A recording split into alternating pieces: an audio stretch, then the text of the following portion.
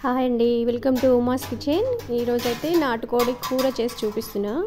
దానికి కావాల్సినవి చూద్దామండి. ఉల్లిగడ్డలు, పచ్చిమిర్చి, లవంగాలు, దాల్చిన చెక్క, కరివేపాకు, కొత్తిమీర, ధనియా powder plus garam masala. So ఇప్పుడు బాండి పెట్టానండి స్టవ్ మీద.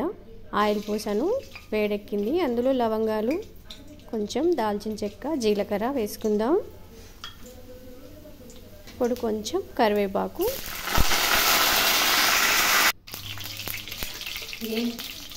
ఉల్లిగడ్డలు, పచ్చిమిర్చి వేసుకొని కలుపుకుందాం. సో ఉల్లిగడ్డలు, పచ్చిమిర్చి ఫ్రై అయిపోయినాయండి. చికెన్ వేసేసుకుందాం. వేసి ఒకసారి కలిపేద్దాం.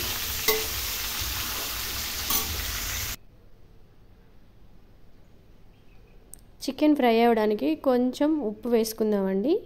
నాటుకోడి కదా.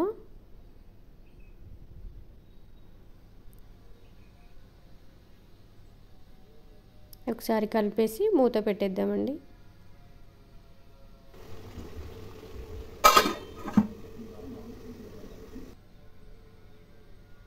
ఇప్పుడు కొంచెం పసుపు, అల్లం వేసుకొని ఫ్రై చేసుకుందాం.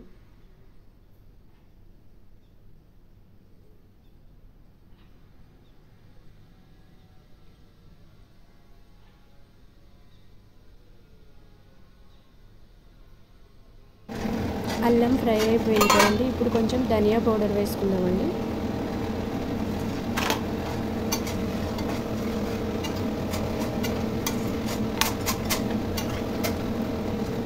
కొంచెం మీడియం ఫ్లేమ్లోనే ఫ్రై చేసుకుంటే బాగుంటుంది. ఇప్పుడు కొంచెం కారం కూడా వేసుకొని కలిపేసుకుందాం. కారం నేను ఒక 3 స్పూన్స్ తీసుకున్నానండి. 1 కిలో చికెన్.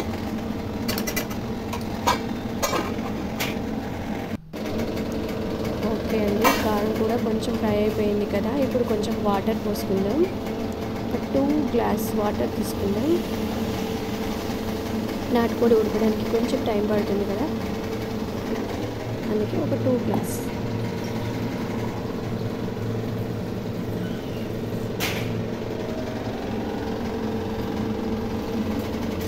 తీసుకొని వాటర్ పోసుకున్నాక కొంచెం కలపకుండా అలాగే మూత పెట్టేసుకుందామండి.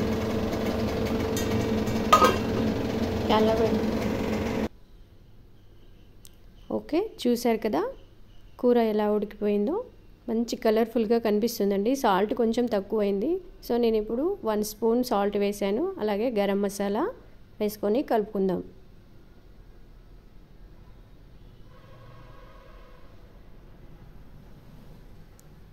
ఇప్పుడు కొంచెం కొత్తిమీర వేసుకుందామండి.